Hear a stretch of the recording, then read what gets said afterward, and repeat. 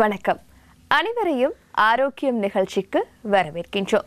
ஒவ்வொரு வாரமும் ஆரோக்கியம் நிகழ்ச்சியில் எங்களுடைய உளம் சார்ந்தும் உடல் சார்ந்தும் ஏற்படக்கூடிய பிரச்சனைகள், அதற்கான காரணங்கள் மற்றும் தீர்வுகள் குறித்து நாங்கள் ஆராய்ந்து வருகின்றோம். இன்றைய ஆரோக்கியம் நிகழ்ச்சியிலும் மிக முக்கியமான விடயம் குறித்து நாங்கள் பேசப் போகின்றோம்.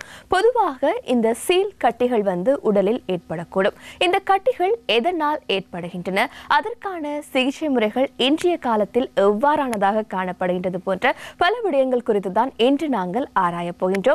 இன்று எம்மோடு இணைந்திருக்கின்றார் சத்திர சிகிச்சை நிபுணர், கொழும்பு தேசிய வைத்தியசாலை வைத்தியர் ஆதவன் அவர்கள். வணக்கம். வணக்கம். உங்களை நாங்கள் ஆரோக்கியம் நிகழ்ச்சிக்கு வரவேற்கின்றோம். இன்றைய தினம் நாங்கள் முழுமையாக உடலில் ஏற்படக்கூடிய சீல் கட்டிகள் குறித்து பார்க்க போகின்றோம். பொதுவாக எல்லோருக்குமே ஒரு கேள்வி இருக்கும், சீல் கட்டிகள் என்றால் என்னவென்று. அது சார்ந்த ஒரு விளக்கத்தை முதலில் கொடுக்க முடியுமா? சீல் கட்டி என்பது ஒரு சீல், அதாவது சீல் என்கின்றது, அதாவது பஸ்ன்னு சொல்லுவோம் நாங்கள். அது அப்சஸ் என்று தான் நாங்கள் மெடிக்கல் டேர்ம்ஸ் பாவிப்போம். அப்சஸ் அல்லது சீல் கட்டி இது உடம்பில் ஏதாவது ஒரு பகுதியில் அல்லது உறுப்பில் கிருமி தொற்று ஏற்பட்டால் அந்த கிருமிக்கும் எங்கள் உடலில் இருக்கக்கூடிய அந்த வெண்குழியங்களுக்கு இடையில ஒரு போர் நடக்கும். எங்களோட பாடி ஃபைட் பண்ணி அந்த கிருமியை கொல்லுவதற்கான முயற்சிகள் எடுத்துக்கொண்டிருக்கும். அப்படியான ஒரு நிகழ்வு ஏற்படும் போது முதலாவது அந்த கிருமி உள்ள பகுதியை எங்களோட பாடியில் உள்ள அந்த இழையங்கள் சரவுண்ட் பண்ணி ஒரு இடத்துல ஃபோக்கஸ் பண்ணி அதை கில் பண்ணிவிடும். அந்த what is called the microorganisms, பாக்டீரியாவோ அல்லது வேறு நுண்ணுயிர்கள், அதாவது குறிப்பாக பாக்டீரியாக்களை கில் பண்ணி அந்த ஃபைட் நடக்க அதில் வார அந்த மிக்சர் மாதிரி கில் பண்ணப்பட்ட அந்த பாக்டீரியாவும் எங்களோட வெண்குழியங்கள், அதில் உயிரோடு இருக்கின்றது பாக்டீரியா, உடலில் இருந்து சுரக்கப்பட்ட நொதியங்கள் எல்லாம் சேர்ந்த ஒரு திராவகம்தான் நாங்கள் பஸ்ன்னு சொல்லுவோம். அந்த பஸ்ன்கின்ற அந்த சீலை உடம்பு என்ன செய்யும், ஒரு இடத்துல அப்படியே ஒரு இடத்துல அதை அடைக்கிறது என்றால் அதை பரவ விட்டாலும் பிரச்சனை. அது ஒரு ப்ரொடெக்ஷனுக்காக ஒரு இடத்துல சீல் அப்சஸ் கட்டியாகவே அதை ஒரு பாதுகாத்து அதை உடலில் ஒரு பகுதி ஊடாக வெளியேற்றுவதற்குரிய வழிவகையை அந்த உடலே செய்து கொண்டு வரும். அது சில இடங்களில் எங்களை தோல் பகுதி கீழே ஒரு சீல் கட்டியாக இருக்கும். ஆனால் தோல் மிக வலிமையாக இருக்கிறதால வெளியில் வர முடியாமல் சில வேளை சீல் கட்டிகள் இருக்கும்போது தான் நாங்கள் அதான் சீல் கட்டி என்பது ஒரு சீல் சுற்றப்பட்ட ஒரு பேக்குன்னு சொல்லலாம். அதாவது ஒரு அப்சஸ், ஒரு கட்டி. இது உடலில் ஒரு இன்ஃபெக்ஷன் ஏற்பட்டதால் எங்களுடைய உடல் குருதியில் உள்ள சில துணிக்கைகளுக்கும் அந்த நுண்ணங்கிகளுக்கும் இடையில் ஏற்பட்ட ஃபைட்டில் வார ஒரு ப்ராடக்ட் தான் அந்த சீல். அந்த இதுதான் அதை கட்டியாக இடத்தில் இருக்க மாதிரி இருந்தால் சீல் கட்டின்னு சொல்லுவோம், அப்சஸ்ன்னு சொல்லுவோம். இதுதான் அந்த சீல் கட்டின்ற பேசிக். ஓகே, கிருமி தொற்றினால் ஏற்படக்கூடிய ஒன்றாக இந்த சீல் கட்டி என்பது காணப்படுகின்றது. பொதுவாக இது எவ்வாறான இடங்களில் உடலில் ஏற்படக்கூடிய வாய்ப்புகள் காணப்படுகின்றன? கூடுதலாக அந்த சீல் கட்டிகள் ஏதாவது ஒரு இன்ஃபெக்ஷன், ஒரு காயங்கள், தொற்று, ஒரு காயங்கள் ஏற்பட்ட இடத்தினூடாக ஒரு தொற்று ஏற்பட்டு, கிருமி தொற்று ஏற்பட்டு அந்த இடத்துல அப்சஸாக வரலாம். எங்கேயாவது இப்போ சில ப்ரிக்கிங்க நீங்கள் பார்த்தீங்கன்னா ஏதாவது ஒரு உலோகங்களோ அல்லது ஒரு முள்ளோ காலில் குத்தியிருந்தால் அந்த குத்தின இடத்துல கிருமியும் போய்ச்சிடும், பாக்டீரியாவும் போனால் அந்த இடத்துல ஒரு அப்சஸாக அதை ஃபார்ம் பண்ணலாம். மற்றது சில இடங்களில் உரோமம் நிறைந்த இடங்களில் உரோமங்களை சுற்றி சில கிளான்ஸ் இருக்குது, அந்த வேர்வை சுரப்பிகள், குறிப்பாக எங்களுடைய அக்சிலா, கக்கம் என்று சொல்லுவோம், அக்சிலா. மற்றது இந்த இடுப்பு பகுதிகள், அதுகளில் அவைகளுக்கு அந்த தலையில் கூட உரோமம் உள்ள இடங்களில் உரோமங்களுக்கு பக்கத்தில் இருக்கிற சில சுரப்பிகளில் ஏற்படக்கூடிய இன்ஃபெக்ஷனாலையும் இந்த அப்சஸ் ஃபார்மேஷன் வரலாம். மற்ற மலவாசலை சுற்றியும் மலவாசலில் ஏற்படக்கூடிய இன்ஃபெக்ஷனாலையும் பெரியேனல் அப்சஸ்ன்னு சொல்லுவோம், இது ஏற்படலாம். சில பேரை பார்த்துருப்பீங்கன்னா அந்த நகங்களை சுற்றி நகைச்சுத்து மாதிரின்னு சொல்லுவோம், நகைச்சுத்துன்னு சொல்லுவோம். அதில் பெரோனைக்கியல் அப்சஸ்ன்னு சொல்லுவோம். அது கூடுதலாக அந்த கால்களில் வரக்கூடிய பெருவிரலில் நகத்தை சுற்றி ஒரு அப்சஸ் ஃபார்மேஷன் வரலாம். இதுவும் குறிப்பாக பரவலாக ஏற்படக்கூடிய இடம். இதை விட பெண்களில் அல்லது கொஞ்சம் பருமனானவர்களில் இடுப்பு பகுதிகளில் அல்லது மார்புகளுக்கு இடையில் அல்லது பின்னுக்கு அந்த பேக் சைடில் கூட அந்த தசைப்பிடிப்பான இடங்களில் அந்த வளைவுகளில் அந்த அப்சஸ் ஏற்படலாம். அது வந்து ஏற்படுறதுக்கு காரணம் அந்த அப்போக்ரைன் கிளான்ஸ் இருக்குது அல்லது வியர்வை சுரப்பிகள். இந்த வியர்வை சுரப்பிகள் வெளியேற முடியாமல் வியர்வை சுரப்பிகள் அக்குமுலேட் பண்ணி அதில் குருமித்தேட்டு ஏற்பட்டு அப்சஸாக வரலாம். இதை சில வேளை பைலோனாய்டல் சைனஸ்ன்னு சொல்லுவோம், சில ரோமம் உள்ள இடங்களில் வரக்கூடியது. அப்போ இப்படி ஒரு சில நீங்கள் கேட்டது நல்ல விஷயம் என்ன, ஒரு சில இடங்களில் இந்த அப்சஸ் ஃபார்மேஷன் மிகவும் அதிகமாக இருக்கும். அது அந்த இடத்தை பொறுத்து நாங்கள் என்ன டிசிஷன் கண்டுபிடிக்கலாம். பெண்களுக்கு ஒரு குறிப்பிட்ட இடங்களிலும் பொதுவாக வந்து கால் அதே போன்று மலவாசல் போன்ற பகுதிகளிலும் இந்த சீல் கட்டி ஏற்படக்கூடிய வாய்ப்புகள் அதிகமாக காணப்படுவதாக வைத்தியர் கூறியிருந்தார். அதே போன்று மிக முக்கியமான காரணமாக எதுவாக இருக்கின்றது இந்த சீல் கட்டிகள் ஏற்படுவதற்கு? குறிப்பாக சீல் கட்டி ஏற்படுறது காரணம் உடம்பில் நோய் தொற்று என்றாலும் அந்த நோய் தொற்று ஏற்படுறதுக்கு உடம்பில் ஏதோ ஒரு வீக் பாயிண்ட், அதாவது உடம்பில் எதிர்ப்பு சக்தி குறைவா அல்லது டயபெட்டிக் நீரிழிவு காரணமாக இருக்கலாம், அல்லது உடம்பில் வேறு ஏதோ ஒரு ரீசனால் அவற்றை நோய் எதிர்ப்பு சக்தி குறைவாக இருக்க இந்த நோய் கிருமிகள் தாக்கும்போது அவற்றை எங்களுடைய உடல் குருதியில் இருக்கிற அந்த எதிர்ப்பு சக்தி எதிர்க்கிற அந்த வெண்குழியங்கள எண்ணிக்கை பத்தாதால் இந்த சீல் கட்டிகள் ஏற்படலாம். அப்போ குறிப்பாக நாங்கள் ஒரு சீல் கட்டிகளுக்கு ஏற்படுவதாக இருந்தால் அது நாங்கள் நீரிழிவு நோய் தான் முதலாவதாக கருத வேண்டும். இதுலேயும் நான் சொன்ன மாதிரி ஒரு சில இடங்களில் எங்களுக்கு தெரியும் சீல் கட்டிகள் பொதுவாக வரும். அதாவது அக்சிலா நுகங்களில் கால்களில் அல்லது எங்கன்னா இப்போ ஒரு ஒர்க் பண்ணுறது ஒருவர் ஒரு கமம் செய்கிறவர் விவசாயம் செய்கிறவர்களுக்கு அடிக்கடி தோட்டத்தில் போயிட அவருக்கு காயங்கள் காலில் ஏற்படலாம். அல்லது ஒரு தொழிலாளி வெறும் குறிப்பாக செருப்பதில் இருந்தாமல் பாதணிகள் இல்லாமல் ஒர்க் பண்ணுறதில் மழை இதில் வெறும் தரையில் வெட்டு காலோடு நடந்து ஒர்க் பண்ணுற தொழிலாளிகளுக்கு இந்த ப்ரிக் இன்ஜரிஸ், அது வந்து கல்லாக இருக்கலாம், ஆணிகள் அல்ல என்னத்தாலையும் ஒரு கட் இன்ஜரியோ இன்ஜரி ஏற்பட்டு அதன் மூலம் அவர்களுக்கு அடிக்கடி இந்த அப்சஸ் அதில் வந்து கொண்டிருக்கலாம். ஆனால் அப்படி இல்லாமல் ஒரு காரணம் இல்லாமல் ஒரு இடத்துல முதுகு பகுதியில், தொண்டை பகுதியில், கழுத்து பகுதியில், வயிற்று பகுதியில் ஒரு அப்சஸ் வருதுன்னு சொன்னால் நாங்கள் கட்டாயமாக இதில் ஏதோ ஒரு பிரச்சனை அவருக்கு டயபெட்டிக் இருக்கலாம்னு பார்க்கணும்.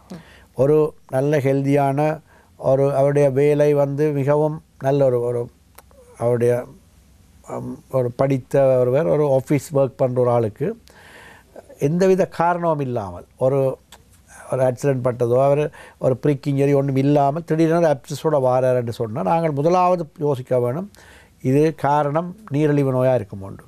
செக் பண்ணி பார்த்தா பெரும்பாலானவர்கள் தங்களுடைய நீரிழிவு நோயை கண்டுபிடிக்கின்றது இந்த முதலாவது அப்சஸோடு தான் கண்டுபிடிக்கணும்.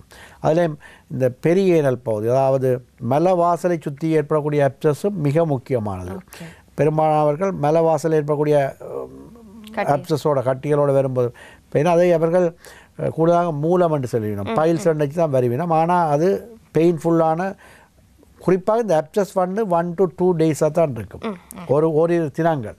அதனால இந்த மிகவும் வலியாக இருக்கும். அப்போ அப்படியானவர்களுக்கு கூடுதலான காரணம் நீரிழிவாக தான் இருக்கும். அதே நேரத்தில் பார்த்தால் அதிக வெப்ப காலத்தில் வந்து உடலில் கட்டிகள் வந்து ஆங்காங்கே ஏற்படக்கூடிய வாய்ப்புகள் அதிகமாக காணப்படுகின்றன, சிறியவர்கள் முதல் பெரியவர்கள் வரை. இதனை நாங்கள் சீல் கட்டிகளாக எடுத்துக்கொள்ள முடியுமா? நான் ஆரம்பத்தில் சொன்ன மாதிரி சீல் கட்டிகள் என்பது கட்டாயமாக ஒரு நுண்ணுயிர், அதாவது பாக்டீரியா தொற்று ஏற்பட்டு அதன் பிறகு வரக்கூடிய கட்டியாக தான் இருக்கும். அதில் சீல் இருக்க வேணும், சீல் கட்டி. ஆனால் நீங்கள் சொல்ல உஷ்ணமான காலத்தில் கூடுதலாக வியர்வை சுரப்பிகள் ஒர்க் பண்ணும். அதாவது உஷ்ணமாக இருக்கும்போது உடம்பில் வியர்வை இருக்கும். அப்போ வியர்வை சுரக்கிற பகுதிகளில் ஈரழிப்பாக இருக்கும்போது நான் முதலே சொன்ன மாதிரி வியர்வை சுரப்பிகளில் ஏற்படுற சுரப்புகள் அடைபடலாம். அந்த துவாரங்கள் அடைபட்டு வியர்வை சுரப்பிகள் கூட சுரக்கும் போது அந்த சுரப்பிகள் வீக்கமடைந்து அந்த வியர்வை சுரப்புகள் உள்ளுக்கு தங்கும்போது அதில் அந்த ஈரழிப்பான பகுதியூடாக பாக்டீரியா சென்று அப்சஸ் கூட ஏற்படலாம். உஷ்ணமான காலப்பகுதியில் வியர்வை கூடுதலாக சுரக்கிறதால அப்சஸ் ஏற்பட சான்ஸ் கொள்ளிய அந்த உஷ்ணம், அதாவது சூட்டால் மட்டும் அப்சஸ் உருவாகாது. ஒரு செகண்டரி கோர்ஸ் மாதிரி அது ஒரு உஷ்டமான காலத்தில் கூட வியர்வை சுரப்பி சுரக்கும் போது அந்த வியர்வை சுரப்பிகள் சுரக்கிற இடங்களில் அப்சஸ் வரலாம். ஆனால் அது காமனாக இருக்கலாம். அது இது. ஆனால் நேரடியாக அப்சஸ் அதாவது சீழ்கட்டிகள் வெப்பத்தால் உருவாகாது. ஓகே, வெப்பத்தால் சீழ்கட்டிகள் உருவாகக்கூடிய வாய்ப்பில்லை. உடல் சூட்டினால் உருவாகக்கூடிய கட்டிகள் சில சமயத்தில் இன்ஃபெக்ட் ஆகும்போது நுண்ணுயிர் தாக்கத்துக்கு ஏற்படும் போது சீழ்கட்டியாக மாறக்கூடிய வாய்ப்பு காணப்படுகின்றது. அதே போன்று நீங்கள் சொன்னீர்கள் வெறுமனே உடலின் வெளிப்பாகங்களில் மட்டும்தான் இந்த சீழ்கட்டிகள் ஏற்படக்கூடிய வாய்ப்புகள் காணப்படுகின்றன. இல்லை, நல்ல கேள்வி அது. இது என்னென்னா பொதுவாக எங்களுக்கு வரக்கூடிய சீழ்கட்டிகள்லாம் உடல் வெளிப்பாகத்தில் இருக்கும். ஆனால் மிகவும் பாரதூரமான சீழ்கட்டிகள், சில இடங்களில் வரக்கூடிய சீழ்கட்டிகள் உயிர் ஆபத்தை ஏற்படுத்தக்கூடியவை. அது குறிப்பாக லிவர், ஈரலில் ஏற்படக்கூடிய சீழ்கட்டிகள் இப்போ இந்த நாட்கள் அது குறைவு. முந்தைய அமீபாசிஸ்ன்னு சொல்லுவோம். மற்றது கூடுதலாக இந்த மதுபானத்திலேயும் அந்த அந்த ஒரு விதமான புளித்த சில பேர் அந்த மதுபானங்கள் அருந்தவர்கள், அதில் மதுபானமே ஒரு பிரச்சனையான விஷயம். அதுலேயும் சிலது தரம் குறைந்த மிகவும் பிரச்சனையான மதுபானங்கள், சில கூடாத பானங்களை அருந்துவதன் மூலம் இந்த லிவர் போன்ற உள்ளுறுப்புகளில் அப்சஸ் வரலாம். ஈவன் நுரையீரலில் கூட அப்சஸ் வரலாம். அவங்களுடைய நுரையீரல்ன்றது லங்ஸில், ஈரலில் வரக்கூடிய அப்சஸ், மற்றது இரைப்பை, எங்களோட வயிற்றுப்பகுதிக்கு உள்ளே வரக்கூடிய அப்சஸ், இதெல்லாம் சீழ்கட்டிகள் உருவாகினா இது டேஞ்சரஸ் ஆனது. இது மற்றது சில பேருக்கு மசில்ஸ், அதாவது இப்போ நாங்கள் ஒரு சில ஒரு பெனிட்ரேட்டிங் இன்ஜரி, அதாவது கன் ஷாட் இன்ஜரியாக இருக்கலாம். ஏதாவது ஒரு ஆக்சிடெண்ட்டில், ஒரு மோட்டார் பைக் ஆக்சிடெண்ட்டில் ஏதாவது கூரான பகுதியால் உடல் பாகங்கள் துளைக்கப்பட்டால் அந்த துளைக்கப்பட்ட பகுதிகளில் இன்ஃபெக்ஷன் போகலாம். அப்போ அந்த ஒரு தசைப்பகுதி ஒரு கம்பியாலேயோ அல்லது துப்பாக்கி சூட்டுக்கு உட்பட்டிருந்தால் அந்த தசைப்பகுதிக்குள்ளே பாக்டீரியா போய் அந்த மஸ்குலர் அப்சஸ் கூட வரலாம். அதாவது சில குறிப்பிட்ட இடங்களில் அப்சஸ் அது உள்பகுதியில் வரக்கூடிய அப்சஸ் கிட்னியில் வரலாம். அந்த அப்சஸ் எல்லாம் மிகவும் பாரதூரமான விளைவுகளை ஏற்படுத்தும். இவையும் நீங்கள் சொன்ன மாதிரி அதில் டயபெட்டிக் நீரிழிவு நோய் உள்ளவர்களுக்கு கூடுதலாக ஏற்படும். அப்படி ஏற்படும் போது உடனடியாக அதை டயக்னோஸ் பண்ணுறது கஷ்டம். என்றால் வெளிப்பரப்பில் ஏற்படுத்தக்கூடிய அப்சஸை உடனடியாக வருவிடும். வலி இருக்கும், கட்டி இருக்கும். முதலாவது ஓரிரு இடங்களில் அவருக்கு தாங்க முடியாத வலி. சீழ்கட்டியில் இருக்கக்கூடிய நல்ல ஒரு விஷயம் என்னென்னா அந்த பேஷனால் 1 or 2 டேஸுக்கு மிஞ்சி இருக்க முடியாது. கட்டாயம் அவர்கள் ஒரு ஹாஸ்பிட்டலுக்கு போய் ஆகணும். அப்போ அதை ஒழிக்கவும் ஏதாவது கட்டாயம் வர வேணும். அது உடனடியாக நாங்கள் அதை ஐடென்டிஃபை பண்ணலாம். அதுக்கு வேறு டெஸ்ட்டுகள் செய்ய வேண்டிய அவசியம் இல்லை. பெரும்பாலும் இதுக்கெல்லாம் ஸ்கேன் பண்ணி உள்ளுறுப்புகளில் வரணும்னா நாங்கள் ஸ்கேன் பண்ணி பார்க்க வேண்டி வரலாம். மேல் பரப்பில் வரக்கூடிய சீழ்கட்டிகள் உடனடியாக டயக்னோஸ் பண்ணலாம். அதுக்குரிய சர்ஜரியும் மிகவும் சிம்பிளாக செய்வதன் மூலம் நிவாரணம் கிடைத்துவிடும். ஆனால் உட்பகுதிகளில் நான் சொன்ன மாதிரி ஈரல், நுரையீரல், சிறுநீரகங்கள், குடல் பகுதிகள் அல்லது தசைப்பகுதிகளில் ஏற்படக்கூடிய அப்சஸ், ஈவன் ஆண்களில் விதைகளில் கூட ஏற்படலாம், பெண்களில் சூலகங்களில் ஏற்படலாம். அப்படியாக உள்ளுறுப்புகளில் ஏற்படக்கூடிய பிரெஸ்ட்டில் வரலாம், மார்பகங்களில், மூளையில் வரலாம் அப்சஸ், மூளையில் வரலாம் அப்சஸ். அப்போ அப்படியான வரக்கூடிய அப்சஸ் எல்லாம் டயக்னோஸ் பண்ணவும் கஷ்டமாக இருக்கும். அது இந்த டிலே பண்ணப்படலாம். மற்றது அது சிம்டம்ஸ் வேறு மாதிரி இருக்கலாம். மற்றது டயக்னோஸ் பண்ணி போய் ஆப்ரேட் பண்ணுறதுக்கு இடையில் உயிராபத்தை கூட ஏற்படுத்தலாம். அப்போ மிகவும் பாரதூரமான விளைவுகள் அப்படினால. ஆனால் அப்படியான அப்சஸ் வாரவர்கள் நிச்சயமாக ஒரு நீரிழிவு நோய் ஆளியாக இருப்பார்கள், அல்லது உடலில் ஏதாவது உடலில் அந்த நோய் எதிர்ப்பு சக்தி மிகவும் குறைந்தவர்களாக இருப்பார்கள். இது ஒரு போன் மேரோ கேன்சராக இருக்கலாம், அல்லது ஒரு கேன்சர் ட்ரீட்மெண்ட்டுக்கு எடுத்த ஒரு ட்ரக்ஸின் இஃபெக்டாக இருக்கலாம். சில மருந்துகள் நாங்கள் எடுக்கும்போது அதன் சைடு எஃபெக்ட்ஸால் எங்களோட நோய் எதிர்ப்பு சக்தி குறையும். அதுகளாலேயும் வரலாம். இந்த ஸ்டீராய்ட் பாவிக்கிறவர்கள், இப்போ அஸ்மா போன்ற ஆரம்ப காலகட்டத்தில் இந்த அஸ்மா போன்ற வருத்தத்துக்கு நாங்கள் அந்த பிரிடினிசோலோன் போன்ற ஒரு இதை கொடுப்பினோம். ஸ்டீராய்டை கூட பாவிக்கிறது. அது டேப்லெட் ஃபார்மில் தான் முந்தி கொடுப்பினோம் ஆரம்ப காலம். இப்போ அந்த இன்ஹேலர் பாவிப்பினோம். அப்போ அதுகள் கூட அந்த இதுகள் அப்படியான டேப்லெட்ஸ் கூட உடம்பில் எதிர்ப்பு சக்தியை குறைக்கலாம். அவை டயபெட்டிக்கையும் கொண்டு வரலாம். அப்படியான நோயாளிகளுக்கு இந்த அப்சஸ் வர சான்ஸ் கூடும். அப்போ அப்படியான ஒரு நபருக்கு ஏற்படக்கூடிய அப்சஸால் உயிராபத்தும் பாரதூரமான விளைவுகளும் ஏற்படும். உடனடியாக நாங்கள் அந்த அப்சஸை நாங்கள் ட்ரீட் பண்ண விட்டால் இதில் அப்போ நீங்கள் கேட்டது விஷயம் என்னென்னா அந்த வெளிப்பிறப்பில் வர அப்சஸ் வந்து காமன் பிளேசஸில் வர்றது நான் சொன்னேன். அது உடனடியாகவும் வருவிடும். ஆனால் உள் உறுப்புகளில் வர்றது பேஷண்ட்டாக கண்டுபிடிக்க இயலாது. பேஷண்ட் ஒரு ஃபீவரோடையோ ஒரு கலாப்ஸாவோ ஏதோ ஒரு வேறொரு பிரச்சனையோடு தான் வருவினம். ஆனால் அதை உடனடியாக அந்த மருத்துவர் தான் கண்டுபிடிக்க வேணும். கண்டுபிடித்து உடனடியாக கொடுக்கின்ற ட்ரீட்மெண்ட் மூலம் தான் அந்த பேஷண்ட்டை உயிரை பாதுகாக்கலாம். மிக முக்கியமாக பெண்களுக்கு மார்பகங்களிலும் இந்த சீல்கட்டிகள் ஏற்படக்கூடிய வாய்ப்புகள் காணப்படுவதாக கூறியிருந்தீர்கள். இதனை நாங்கள் புற்றுநோயோடு சம்பந்தப்படுத்தக்கூடிய வாய்ப்புகள் காணப்படுகின்றன. நிச்சயமாக புற்றுநோய்க்கும் சீல்கட்டிகளுக்கும் சம்பந்தம் இல்லை. அது ஏன்னா இதை கட்டாயம் நீங்கள் நல்ல கேள்வி. அது பெரும்பாலான பெண்கள் ஒரு சீல்கட்டி ஏற்பட்டால் பெயினோட பெயினால் குறிப்பாக புற்றுநோய் கட்டிகள் பெயின் இல்லை, வலி இருக்காது. மற்ற மார்பில் ஏற்பட்ட ஒரு சீல்கட்டியை சில பெண்கள் அது புற்றுநோயாக இருக்குமோன்ற பயத்தில் அதை வைத்திருப்பதால் அதுன்ற தாக்கம் இன்னும் பெரிதாகி உயிராபத்தை கூட ஏற்படுத்தும். ஆனப்படினால சீல்கட்டிகள் ஒரு வலியோட ஒரு மார்பகங்களில் ஒரு கட்டி ஏற்பட்டால் அது சீல்கட்டி என்பதை விளங்கிக் கொள்ள வேண்டும். எந்த ஒரு கட்டி ஏற்பட்டாலும் உடனடியாக ஒரு வைத்திய ஆலோசனை எடுக்க வேண்டும். மற்றது குறிப்பாக மார்பகங்களில் ஏற்படக்கூடிய சீல்கட்டிகள் பாலூட்டும் தாய்மார்களுக்கு தான் ஏற்படும், அல்லது ப்ரெக்னெண்ட்டாக இருக்கக்கூடிய ஒரு தாய்மை அடைந்த ஒரு பெண்ணுக்கு ஏற்படலாம், அல்லது தாய்ப்பால் ஊட்டுகின்ற ஒரு பெண்ணுக்கு அந்த பால் சுரப்பிகளில் ஏற்படக்கூடிய சில சுரப்புகள் தடைப்படுறதால அந்த பாலோட தங்குவதால் அதில் அப்சஸ் மாதிரி வரலாம். அது காமன் டைம் அந்த அந்த பீரியடில் தான் கூடுதலாக மார்பகங்களில் அப்சஸ் அதாவது சீல்கட்டிகள் ஏற்படலாம். அதை விட இந்த மார்பகங்களுக்கு இடையில் இன்டர் மெமரி சைனஸ் என்று சொல்லுவோம், இடையிலையும் சீல்கட்டிகள் மாதிரி ஏற்படலாம். அது உண்மையாக சீல்கட்டிகள் மாதிரி இருந்தாலும் அது வேறொரு கண்டிஷன். இது குறிப்பாக இளம் பிராயம் அல்ல மிடில் ஏஜ் பெண்கள், பருமனானவர்கள், கொஞ்சம் எடை கூடியவர்களுக்கு இது ஏற்படலாம். அதாவது ஒபீஸான பெண்களுக்கு இது ஏற்படலாம். அதுவும் அடிக்கடி ஒரு அப்சஸ் சீல்கட்டிகளாக வந்து கொண்டிருக்கும் போது அதை நாங்கள் அந்த அந்த அந்த சைனஸ் என்கின்ற அந்த பகுதியை முழுமையாக அகற்றுவதன் மூலம் அந்த திருப்பி வரக்கூடிய பிரச்சனை இல்லாமப்படலாம்.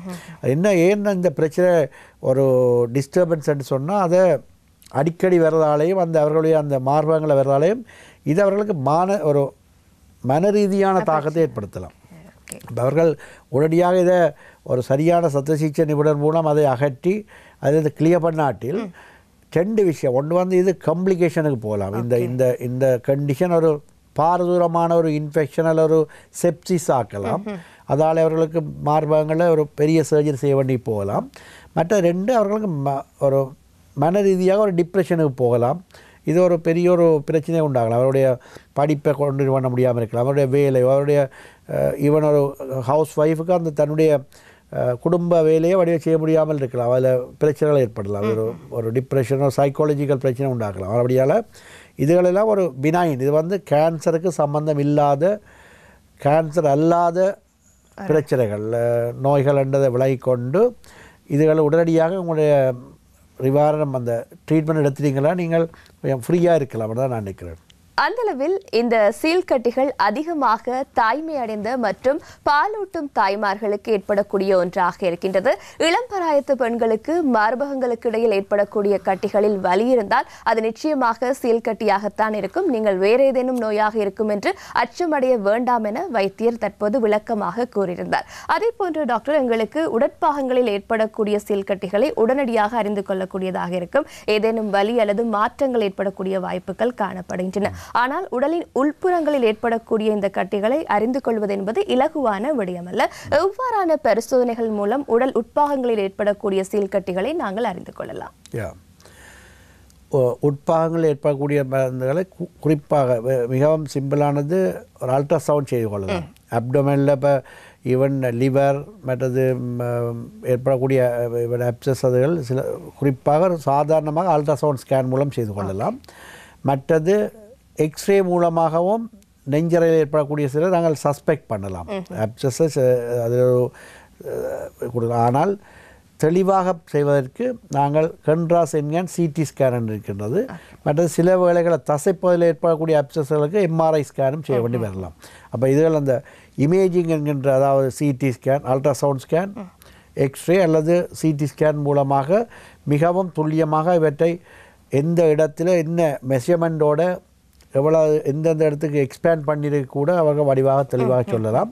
மற்றது அதுக்குரிய ட்ரீட்மெண்ட்டை கூட இப்போ சில இடங்களில் இந்த அல்ட்ராசவுண்ட் ஸ்கேன் சிடி ஸ்கேன் கைடட்டாக நாங்கள் அந்த அப்சஸை ட்ரெயின் பண்ணலாம். நாங்கள் சத்திர சிகிச்சை மூலம் கட் பண்ணி ரிமூவ் பண்ண தேவையில்லை. அது நாங்கள் இப்போ தொடையில் ஏற்படக்கூடிய கால் பகுதியில் ஏற்படக்கூடிய ஒரு அப்சஸ்னால் நாங்கள் அதை கட் பண்ணி அதை இன்சிஷன் பண்ணி ட்ரைனேஜ் பண்ணணும். ஆனால் சில வேளையில் வயிற்றுக்குழியில் ஒரு இடத்துல அப்சஸ் இருக்குமா இருந்தால் அல்ட்ராசவுண்ட் மூலம் அதை லிவரில் இருக்குமா இருந்தால் அல்ட்ராசவுண்ட் மூலம் அதை கண்டுபிடித்தால் இப்போ நவீன சிகிச்சை முறையில் அல்ட்ராசவுண்ட் கைடட் ஆஸ்பிரேஷன் செய்யலாம். அல்லது ஒரு ஒரு ஒரு துளை ஒரு சொல்கிற பிக்டெயில்னு சொல்கிறேன் ஒரு குழாயை செலுத்துவதன் மூலம் அதை ட்ரைனேஜ் பண்ணக்கூடிய விஷயங்கள் இருக்குது. அப்போ இன்டர்வென்ஷனல் ரேடியோலஜி என்கின்ற அந்த ஒரு செக்ஷன் மூலமாக இப்போ நவீன மருத்துவ முறையில் ஓப்பன் பண்ணாமல் ஓப்பன் சர்ஜரி எல்லாம் பெரிய இது இல்லாமல் செய்யலாம். அல்லது நீங்கள் தெரியும் சாதாரணமாக இப்போ லேப்ரோஸ்கோப் இருக்கின்றது. லேப்ரோஸ்கோப் மூலமாகவும் நாங்கள் அந்த இடத்தை அப்ரோச் பண்ணலாம். ஆனால் டயக்னோஸ்டிக் பர்பஸுக்கு நாங்கள் இமேஜிங் தான் பார்ப்போம். இமேஜிங் என்று தான் சொல்கிறது என்னென்னா ஒன்றில் எக்ஸ்ரே அல்லது அல்ட்ராசவுண்ட் ஸ்கேன் அல்லது சிடி ஸ்கேன். அதுக்கு அப்புறம் அதுக்கும் தெரியாத சில இடங்கள் சில சாஃப்ட் டிஷ்யூ அப்சஸ் சிலதுகள் சாதாரண கட்டிகள் நாங்கள் எம்ஆர்ஐ ஸ்கேனும் செய்யலாம். அப்போ அதன் மூலமாக உள்ளுக்கு ஏற்படக்கூடிய உடலுக்கு உள்பகுதியில் ஏற்படக்கூடிய அப்சஸ் சீழ்காட்டிகளை கண்டுபிடிக்கலாம். வெளிப்பகுதியில் இருக்கிற சீழ்காட்டிகள் மிகவும் துல்லியமாக கிளினிக்கலாக பார்த்தோன்னே விளங்கக்கூடியதாக இருக்கும். ஆனால் உடல் வெளிப்பகுதியோ உள்பகுதி எங்கேனாலும் அந்த சீழ்காட்டிகள் இருந்தால் இன்னும் ஒரு டெஸ்ட் ஒன்று நீங்கள் இப்போ இன்வெஸ்டிகேஷன் அதாவது நாங்கள் பரீட்சைகள் செய்கிற பரிசோதனை பற்றி கேட்க அந்த எடுக்கின்ற சீளை கட்டாயமாக அனுப்ப வேணும் டெஸ்ட்டுக்கு. நாங்கள் அதை சொல்லுவோம் கல்ச்சருக்கு அனுப்ப வேணும். அப்போ தான் எங்களுக்கு தெரியும் அந்த சீழில் என்ன கிருமி இருந்தேன். அப்போ அந்த கிருமி என்ன இருக்குன்னு கண்டுபிடித்தா தான் நாங்கள் அதுக்குரிய ஆன்டிபயோட்டிக்காக கொடுக்கலாம். அப்போ அது அந்த சீழை எடுத்து நாங்கள் கல்ச்சருக்கு அனுப்பி அந்த கல்ச்சரில் இப்போ நாங்கள் ஆன்டிபாடி சென்சிட்டிவிட்டி டெஸ்ட் ஒன்று செய்வினோம். அந்த கிருமி அந்த பாக்டீரியாவுக்கு என்ன ஆன்டிபயோட்டிக்கை கொடுக்க வேணுமெண்டு. அப்போ அது ஒரு முக்கியமான ஒரு டெஸ்ட். எந்த ஒரு அப்சஸ்லையும் நாங்கள் அந்த ஒரு டெஸ்ட் செய்ய வேண்டி இருக்கும். கண்டிப்பாக. அதாவது நவீன பரிசோதனைகளின் மூலம் இலகுவாக இந்த கட்டிகள் சீழ்கட்டிகள் தானா என்பதை அறிந்து கொள்ளக்கூடியதாக இருக்கும் என்பதாக கூறியிருந்தீர்கள். மிக முக்கியமான ஒரு கேள்வியாக காணப்படுகின்றது, குழந்தைகளுக்கு இந்த சீழ்கட்டிகள் ஏற்படக்கூடிய வாய்ப்புகள் காணப்படுகின்றனவா? அவர்களுக்கு எவ்வாறான உறுப்புகளில் இந்த கட்டிகள் ஏற்படக்கூடும்? அவர்களுக்கும் குறிப்பாக உடல் எங்கேயும் பெறலாம். அதில் கூடுதலாக அவர்களுக்கு ஏதாவது இந்த ட்ரோமா அதாவது ப்ரிக் இன்ஜரி அவங்களுக்கு தெரியும். சிறுவர்கள் கூட ஸ்போர்ட்ஸ் விளையாடுவினோம். வீட்டிலையும் அவர்கள் சும்மா இருக்க மாட்டோம். அவர்களுக்கு பயம் இல்லை. அவர்களுக்கு எதையும் பயமில்லா தோடுவினோம். அப்போ அவர்களுக்கு கூடுதலாக ஏதாவது ஒரு விபத்து ஏற்பட்டு அந்த விபத்தில் ஏற்படக்கூடிய காயங்களூடாக வர்றது இன்ஃபெக்ஷனால தான் அந்த இதில் ஏற்படும். அப்போ அது அந்த பெற்றோர்கள் உடனடியாக அதுக்குரிய சரியான சிகிச்சை முறையை கொடுக்க வேணும். சிறுவர்களுக்கும் ஏற்படும். அதில் குறிப்பாக நாங்கள் அப்சஸ் ஒரு குறிப்பிட்ட இடம் என்று சொல்லலாம். இதே மறுத்தான் இருக்கும். அவர்களுக்கான அந்த இப்போ உரோமங்களால் வாரது உரோமம் அவர்களுக்கு குறைவு. அந்த கூட ஹேர் ஃபாலிக்கல்ஸ் உள்ள இடங்கள் இல்லை கூடுதலாக. அப்போ கூடுதலாக நார்மலாக அவர்களுக்கு எப்படி விபத்துக்களால் ஏற்படக்கூடிய காயங்கள் ஏற்படுற இன்ஃபெக்ஷனால தான் இந்த அப்சஸ் வரலாம். இன்னொரு விடயமாக உட்புறங்களிலும் வெளிப்புறங்களிலும் ஏற்படக்கூடிய இந்த சீழ்கட்டிகளுக்கு எப்படியான சிகிச்சை முறைகள் காணப்படுகின்றன என்பது மக்களுக்கு பொதுவான கேள்வியாக இருக்கும். சிலர் இலகுவாக அது கட்டித்தானே என்று கடந்து போய்விடுவார்கள். இல்லங்களிலேயே பல சிகிச்சை முறைகளை அவர்களே மேற்கொள்ளக்கூடியவர்களாக இருக்கின்றார்கள். இதற்கான சிகிச்சை முறை என்பது எவ்வளவு முக்கியமானது? எப்படியான சிகிச்சை முறைகள் காணப்படுகின்றன? இது சிகிச்சைன்னு பார்க்கும்போது அந்த சீழ் கட்டிய அந்த சீழ் வெளியேற்றப்பட வேணும். ஏதோ ஒரு வகையில் வெளியேற்றப்பட வேணும். அது தானாக உடையலாம். தானாக உடையன்னா சில பேர் டயபெட்டிக் இல்லாத ஒருவருக்கு அதாவது நீரிழிவு அல்லாத ஒருவருக்கு உடம்பில் இருக்கிற அந்த நோய் எதிர்ப்பு சக்தி நல்லா இருப்பதால் அவர்கள் சில வேளை ஒரு ஆன்டிபயோட்டிக்கோ சாதாரண பெயின் கில்லர் ஒன்று எடுத்துக்கொண்டிருக்கும் போது தானாகவே அந்த இது உடைஞ்சு ரப்சர் ஆகி அந்த முழுமையாக சீழ் வெளியேறிவிட்டால் சீழ் அந்த அந்த டைம் அந்த பர்டிகுலர் டைமில் வந்த சீழ்காட்டின்ற தொந்தரவு இல்லாமல் போயிடும், இல்லாமல் மறைந்து விடும். திருப்பி பேர்ந்தொரு தடவை அந்த இடத்துல வரலாம். ஆனால் பொதுவாக சீழ்காட்டி வந்தால் நாங்கள் கட்டாயமாக அந்த இடத்துக்கு அந்த இடத்தை விரைக்க பண்ணியோ அந்த அவரை முழுமையாக மயக்கியோ இன்சிஷன் அதாவது ஒரு கட் பண்ணி அதில் இன்சிஷன் ஒன்று மேட் பண்ணி அந்த சீழில் இருக்கிற முழுமையாக சீழை சுற்றி இருக்கிற ஒரு ஒரு ஒரு கவரிங் கொண்டு இருக்கும். அதை சொல்கிறது உரை மாதிரி ஒரு சவ்வு மாதிரி இருக்கும். அந்த சீழ் ஒரு இதால் கவப்பட்டு பேக்கிலே இருக்கும். அந்த பேக்கை அந்த டிஷ்யூவையும் ரிமூவ் பண்ண வேணும். ரிமூவ் பண்ணி விட்டு அந்த சீழை ஓப்பன் தையல் போட முடியாது. இப்போ நாங்கள் யூஸ்வலாக ஒரு கட்டி இருந்து ரிமூவ் பண்ணால் ஒரு தைராய்டு கிளாண்ட் அல்லது ஒரு மார்பில் கட்டி இல்லை உடம்புல கட்டிகள் இருந்தால் அதை ரிமூவ் பண்ணி விட்டு சேர்ந்து தாங்கள் அதை சூழ்ச்சி பண்ணுவோம். அது தையல் போடுறன்னு சொல்லுவோம், நூறால் தையல். அதை ஆனால் சீழ்கட்டிகளை அப்படி செய்ய முடியாது. சீழ்கட்டிகள் இன்சிஷன் அண்ட் ட்ரைனேஜ் பண்ணிவிட்டு ஓப்பன் வூண்டாக விட வேணும். விட்டு டெய்லியோ எவ்ரி அதர் டே நாங்கள் அந்த பேஷண்ட்டை சொல்லுவோம் ட்ரெஸ்ஸிங் போட சொல்லி, அதை நார்மல் செயலாயின் அல்லது வேறு சில திராவங்கள் ஈவன் நார்மல் பாத் எடுத்து குளிச்சுட்டு வீட்டிலே நார்மலாக குளிக்கிற மாதிரி குளிச்சுட்டு நார்மல் செயலால் வாஷ் பண்ணிவிட்டு அதுக்குரிய சில மருந்து ஆயின்மெண்ட்டோ ஏதாவது மருந்து போட்டு அதை ட்ரெஸ்ஸிங் போட்டு வரும்போது அதோட அதுக்குரிய ஆன்டிபயோட்டிக்கும் எடுத்து மற்றது நல்ல நியூட்ரிஷன் நல்ல அவருடைய சத்தான உணவுகளை எடுக்க வேணும். குறிப்பாக புரதமும் கனி உப்புகளும் எடுக்க வேணும். மற்றது அவருடைய டயபெட்டிக் இருக்கிறவர்கள் டயபெட்டிக்கை நல்ல கண்ட்ரோலில் வச்சுருக்க வேணும். இதுகளை செய்து கொண்டு உடலை நல்ல சுகாதார முறையில் வைத்திருக்க வேணும். டயபெட்டிக் கண்ட்ரோல், நல்ல உணவு சத்தான உணவு எடுக்க வேணும். ஆன்டிபயோட்டிக் பெயினுக்குரிய பெயின் கில்லர்ஸ் எடுக்கலாம். மற்றது டெய்லியோ எவ்ரி அதர் டே அந்த ட்ரெஸ்ஸிங் போட்டு வரும்போது தானாகவே அந்த ஹீல் பண்ணி இல்லாமல் போகலாம். இதில் இன்னும் ஒரு பிரச்சனைன்னா உடலில் உள்பகுதியில் இருக்கிறவங்க நாங்கள் அது டிபெண்ட்ஸ் முதல் சொன்ன மாதிரி அதுலேயும் அந்த சீழ்பகுதியை அகற்ற வேணும். அது லிவர் போன்ற சில உறுப்புகளுக்கு நாங்கள் அப்ரோச் பண்ண இயலாது. சில வேளை அதை ஆப்ரேஷன் பண்ண போனால் டேமேஜ் கூட வரலாம் என்பதால் அதுக்கு மினிமல் எக்ஸஸ்ன்னு சொல்லுவோம். அதாவது அல்ட்ராசவுண்ட் கைடட் ட்ரைனேஜ் அல்லது செய்வோம், அல்லது சிலது லெப்ரோஸ்கோப் மூலம் அல்லது லெப்ரோட்டமி மூலம் அந்த சீழ் கட்டியை அகற்ற வழிமுறைகளை பார்க்கலாம். சிலது இப்போ லங்ஸில் வரக்கூடிய சில அப்சஸ் நாங்கள் ஆன்டிபயோட்டிக் மூலமாகத்தான் சில வேளை செய்ய வேண்டி வரலாம். சில வேளை அஸ்பிரேட் பண்ணிவிட்டு கூடுதலாக நல்ல ஸ்ட்ராங்கான ஆன்டிபயோட்டிக் கொடுத்து அதை கண்ட்ரோல் பண்ண வேண்டிய கட்டத்துக்கும் போகலாம். அப்போ அது அந்த டிபெண்ட்ஸ் ஆன். அப்போ பிரெயினில் வரக்கூடிய அப்சஸ் கூடுதலாக ட்ரைனேஜ் கஷ்டமாக இருக்கும், அதுலேயும் ஆன்டிபயோட்டிக் தான் கூட கொடுப்பிட்டோம். அப்போ சில எல்லாத்துக்கும் ஒரே பிரின்சிபிள் இருக்காது. நாங்கள் எந்த இடத்துல இருக்கின்றதை பொறுத்து நாங்கள் அந்த பேஷண்ட்டை அனஸ்தீசியா பேஷண்ட்டை ஃபிட்னஸ் இப்போ ஒரு ட்ரீட்மெண்ட் நாங்கள் சர்ஜன் முறையில் எங்களுக்கு ஒரே ஒரு பிரச்சனை இருக்குது. உங்களுக்கு தெரியும், சர்ஜரி செய்கிறதுக்கு கட்டாயம் மயக்கம் கொடுக்க வேணும், பேஷண்ட்டை அனஸ்தீசியா கொடுக்க வேணும். அந்த அனஸ்தீசியாவுக்கு பேஷண்ட் ஃபிட்டாக இருக்க வேணும். அப்போ எந்த அனஸ்தீசியாவுக்கு ஃபிட்டுன்றதை பொறுத்து தான் எங்களுடைய சர்ஜிக்கல் முறையும் மாறும். சின்ன மினிமல் இன்வேசிவாக அல்லது அதுக்கேற்ற மாதிரி தான் நாங்கள் பார்த்துக்கலாம். அப்போ எல்லாம் பார்த்திங்கன்னு சொன்னால் ஒவ்வொரு பேஷண்ட்டும் ஒவ்வொரு பேஷண்ட்டை ஸ்டேட்டஸும் அந்த பேஷண்ட்டுக்கு எங்கே அந்த அப்சஸ் இருக்கிறத பொறுத்து தான் நாங்கள் ட்ரீட்மெண்ட். அப்போ பொதுவாக சொல்லப்போனால் ஒரு அப்சஸ்ன்னு சொன்னால் அதை இன்சைஸ் பண்ணி அந்த அப்சஸை ஓப்பன் பண்ணி உள்ளுக்கு இருக்கிற அந்த கிருமிகளையும் பஸ் எல்லாத்தையும் கழுவி வெளியேற்ற வேணும். அதை பேக் பண்ணி ட்ரெஸ்ஸிங் செய்ய வேணும், ஆன்டிபயோட்டிக் கொடுக்கணும். ஆனால் ஒவ்வொரு இடத்துக்கும் அந்த ஒவ்வொரு ஆக்கம் பொறுத்து சில மாற்றங்களோட சில ஆல்டர்ட் முறையிலே அந்த இதாக ட்ரீட் பண்ணுவோம். கண்டிப்பாக சிகிச்சை அளிப்பதற்கு நோயாளியின் உடல்நிலை என்பது மிக முக்கியமான ஒன்றாக இருக்கின்றது.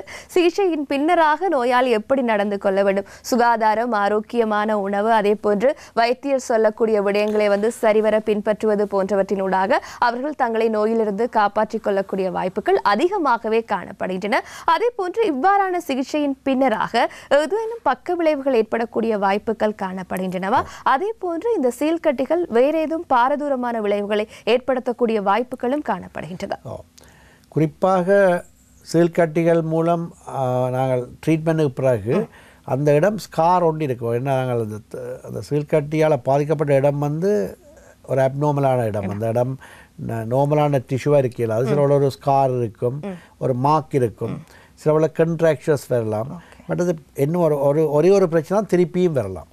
சில பேருக்கு நாங்கள் அந்த என்னதான் அதை அப்சஸை ரிமூவ் பண்ணலாம். குறிப்பாக அந்த மலவாசலை சுற்றி பெரியனல் அப்சஸ், மலவாசல் மேலே அந்த அக்சிலாவில் வரக்கூடிய அப்சஸ், இதெல்லாம் நாங்கள் தனியாக அந்த ஐஎன்டி சேர்த்து விட்டால் திருப்பியும் அந்த இடத்துல வரக்கூடிய சந்தர்ப்பம் இருக்குது. ஏன்னா ஒரு சில இடங்கள் வைட்டல் ஏரியா நாங்கள் முழுமையாக அகற்ற முடியாது.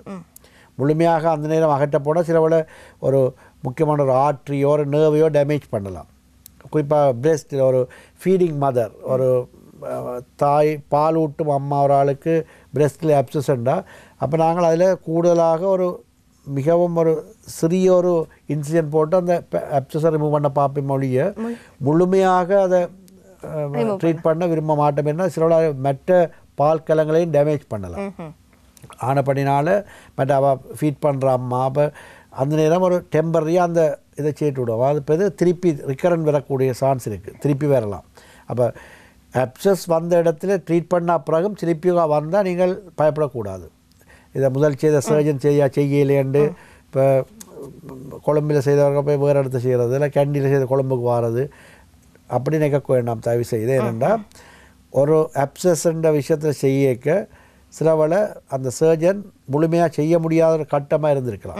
ஏன்னா அது அந்த நீங்கள் வந்த நிலைமை அந்த நேரம் அவர் அந்த ஒரு சின்ன ஒரு இன்சிடென்ட் போட்டு இதுக்கு பஸ் எடுத்தால் அக்யூட் ப்ராப்ளத்தை நிவர்த்தி இருக்கலாம். ஆனால் சிலவளை சொல்லியிருப்போம் 3-4 months அப்புறம் திருப்பி வாங்க, அதை அந்த இடத்த திருப்பி வடிவாக எடுத்து நாங்கள் சரியான முறையில் அதை சத்த சிகிச்சை செய்ய வேணும்னு சொல்லியிருப்பினோம். சில பேர் அதை அப்படியே நல்லா மாறிட்டு விட்டுட்டு இருப்போம். அது ஒரு காலகட்டத்தில் திருப்பியும் அந்த இடத்துல அப்சஸ் வரலாம், அல்லது சில ஃபிஸ்டுலா ஃபார்மேஷன் வரலாம், இந்த ஸ்காரிங் வரலாம். ஸ்காரிங்ன்ற ஒரு தழும்பு கீலாய்ட் மாதிரி அப்சஸ் செய்த இடத்துல ஒரு தழும்பு அது வளர்ந்து கீலாய்ட் ஃபார்மேஷன் வரலாம். அது குறிப்பாக பெண்களுக்கு மார்பகங்களுக்கு இடையில் கழுத்து பகுதியிலெல்லாம் வரலாம்.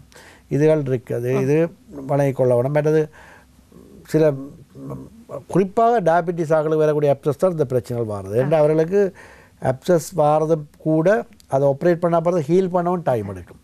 அந்த ஹீலிங் என்ன நான் சொன்னேன், தையல் போட மாட்டாங்க, அதை க்ளோஸ் பண்ணி சூச்சை பண்ண மாட்டேன். அவன் தானாக மாற வேணும்.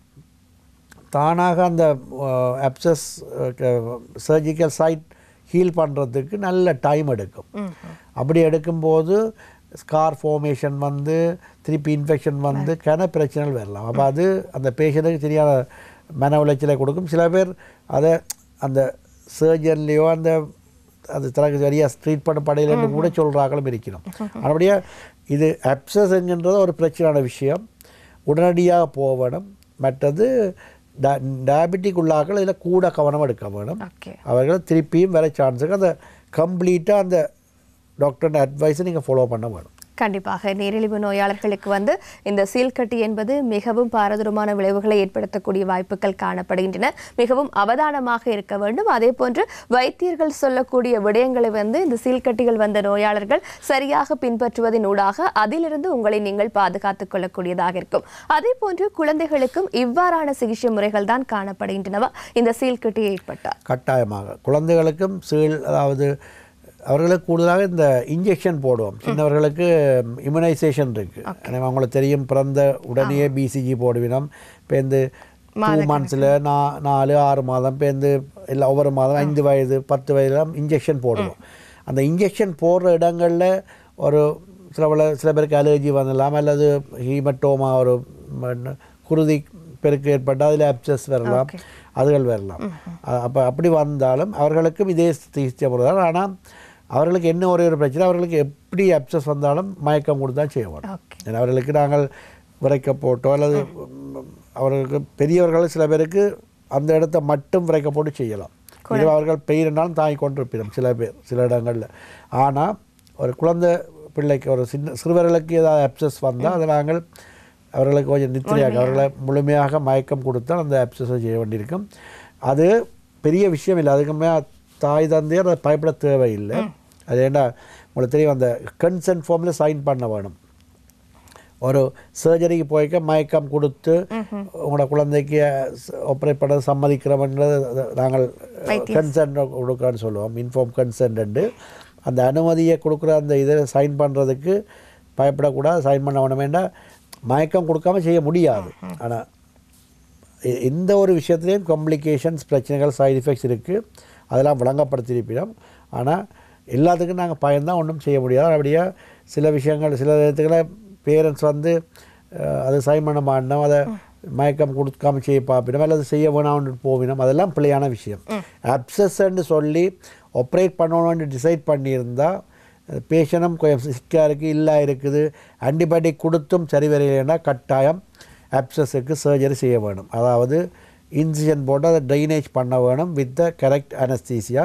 அதில் எந்தவித மாற்றமும் இல்லை. குழந்தைகளுக்கு இவ்வாறான சிகிச்சைகள் வழங்கப்படுகின்றன. அந்த அளவில் சீல்கட்டிகள் எங்களுடைய உடற்பாகங்களில் எங்கெல்லாம் ஏற்படுகின்றன, அதற்கான பரிசோதனை முறைகள், அதே போன்று சிகிச்சை முறைகள் குறித்து நீங்கள் கூறியிருந்தீர்கள். அந்த அளவில் இந்த சீல்கட்டிகள் உடம்பில் ஏற்படாமல் நாங்கள் தவிர்ப்பதற்கு எப்படியான வழிவகைகளை பின்பற்ற வேண்டும்? முதலாவதாக நீரிழிவு நோயோ வேறு எந்த இதுவும் இல்லாதவர்கள் நீங்கள் சுகாதாரமான நல்ல ஆரோக்கியமான உணவுகளை உண்ண வேணும். உடலில் காயங்கள், விபத்துக்கள் ஏற்படாமல் தடுத்து கொள்ள வேணும். அந்த கீறல் காயங்களோ தேவையில்லாமல் பாதலிகள் அழிந்து கொண்டு போகணும். எங்கே உங்களுக்கு இது இன்ஜரி வரலாம், ஒரு முட்கள் இருக்கும் அல்ல குத்துப்பட்டு சொல்லிதுன்னா நீங்கள் அந்த இடங்களுக்கு உங்களுக்கு சரியான பாதணிகள் அதெல்லாம் அணிஞ்சு கொண்டு போக வேணும். அல்லது அப்படி ஏற்பட்டால் உடனடியாக அதுக்குரிய மருந்து வகைகளை போட வேணும். அப்சஸ் ஏற்படுற அளவுக்கு மட்டும் இருக்கக்கூடாது. நீரிழிவு உள்ளவர்கள் நிச்சயமாக அவர்கள் இந்த பாதங்களில் இது இருக்காது, உணர்ச்சி இருக்காது. அவர்கள் கட்டாயமாக பாதணிகள் அல்லது அதை பாதுகாக்கக்கூடிய விஷயங்களை பார்த்துக்கொள்ளணும். மற்றது நீரிழிவு உள்ளவர்கள் அவருடைய நீரிழிவு கண்ட்ரோலை சரியாக வைத்துக்கொள்ள வேண்டும். மற்ற இன்னும் ஒரு பிரச்சனை நான் பார்த்துருக்கிறேன். இந்த நான் சொல்கிற மாதிரி உரோமம் உள்ள இடங்கள், ஹேர் ஃபாலிக்கல்ஸ் உள்ள இடங்களில் இந்த ரேசர் பாவிக்கிற இந்த அழகுக்காக பூச்சுக்கள் பூசுவதோ அல்லது இவர்கள் ஷேவ் எடுத்து அதை கூடுதலாக இதென்றால் இப்போ எக்ஸிலா போன்ற இடங்களில் ஷேவ் எடுக்கும்போது அந்த அந்த அந்த வியர்வை சுழப்பி கணுக்கள் மூடப்படுவதாலேயும் இந்த பிரச்சனைகள் ஏற்படலாம். அப்போ அதுகள் உடலில் சில பேர் தங்களுடைய அந்த சில வேக்ஸ் பூசுறது அழகுக்காக, சில குறிப்பாக பெண்கள் அந்த உருவம் உள்ள பகுதிகளை நீக்கி அதுக்குரிய வேக்ஸில் பூசும்போது நாங்கள் வளமையாக வரக்கூடிய செக்ரீஷன்ஸ் சுரப்புகளை வெளியேற்ற தடுக்கிறோம். அப்படியானங்களில் அந்த கிளான்ஸ் சுரப்புகளை சேர்த்து அக்குமுலேட் பண்ணி அது இன்ஃபெக்ட் ஆகி அப்சஸாக வரலாம். குறிப்பாக இடுப்பு பகுதியிலையும் கக்கம் போன்ற பகுதிகளிலையும் அந்த பிரச்சனைகள் ஏற்படலாம். மார்புக்கு இடையிலையும் வரலாம். அப்போ இது நீங்கள் சில அதிலையும் கவனித்து கொள்ள வேணும். மற்றது ஆரோக்கியமான உணவு, அதாவது தச்சுமையாக ஒரு மூண்டோ அல்லது அப்சஸ் தனி ஏற்பட்டாலும் அதில் காம்ப்ளிகேஷன் வராமல் தடுக்கிறதுக்கு அது உடனடியாக மறந்த அந்த ட்ரீட்மெண்ட், அதான் சொன்ன ட்ரீட்மெண்ட் முறைக்கு போகணும். அதில் கட்டாயம் அப்சஸ்னால் சர்ஜரி செய்ய வேண்டி வரும். அதை வேணாம் மாட்டேன்னு சொல்லக்கூடாது. அப்போ அப்சஸில் நீங்கள் சொல்கிற வராமல் தடுக்கிறேன்னு சொல்கிற ஒரு விஷயம், வந்த பிறகும் காம்ப்ளிகேட் ஆகாமல் பார்க்குறதுக்கு ஒரு முக்கியமான விஷயம் என்னென்னா, அப்சஸ்ண்டா மருந்தால் மாற்றலாம்னு சொல்லி கேட்டு தெரியக்கூடாது. ஒவ்வொரு இடமா ஆயுர்வேதம் எடுத்து உணானி மெடிசின் போய் வந்து ஒரு டாக்டர்கிட்ட போய் மருந்து எடுத்து அப்படியே சுற்றி கொண்டு தெரியக்கூடாது. கட்டாயம் ஒரு சர்ஜரிகிட்ட போக வேண்டி வரலாம். ஒரு கட்டத்தில் உங்களோட லக் இருந்தால் சில மருந்து எடுக்க தானாகவே உடைஞ்சிடும். அது உடைஞ்சு ஏதோ சப்சைட் ஆகினா ஓகே. ஆனால் அப்படி ஆகினாலும் திருப்பி அந்த இடத்துல வர சான்ஸ் இருக்குது. அப்போ அப்சஸ்ன்னு சொன்னால் சர்ஜரி செய்ய வேண்டிய கட்டம் ஒன்று இருக்குது. அதை நீங்கள் பயப்படாமல் செய்து முடிச்சுட்டா நல்லா. கண்டிப்பாக ஆரோக்கியமான உணவு அதே போன்று சுகாதாரம் என்பது மிக முக்கியமானது என வைத்தியர் கூறியிருந்தார். ஒரு சீழ்கட்டு ஏற்பட்டால் உடனடியாக வைத்தியரை நாடி அதற்கான மருத்துவத்தை நாங்கள் பெற்றுக்கொள்வது மிக மிக அவசியமானது என்பதை நாங்கள் இந்த நிகழ்ச்சியினூடாக அறிந்திருந்தோம். அதே போன்று ஏன் சீழ்கட்டு ஏற்படுகின்றது, அதற்கான பரிசோதனை முறை, சிகிச்சை முறை, காரணங்கள் என்னவாக இருக்கின்றன, அந்த கட்டிகள் வராமல் இருக்க நாங்கள் எப்படியான விடயங்களை தவிர்க்க வேண்டும் போன்ற விடயங்களை இன்றைய ஆரோக்கியம் நிகழ்ச்சியில் எங்களோடு பகிர்ந்திருந்தார் சத்திர சிகிச்சை நிபுணர், கொழும்பு தேசிய வைத்தியசாலை வைத்தியர் ஆதவன் அவர்கள். எங்களுடைய நன்றியை நாங்கள் உங்களுக்கு தெரிவித்துக் கொள்கின்றோம். நன்றி.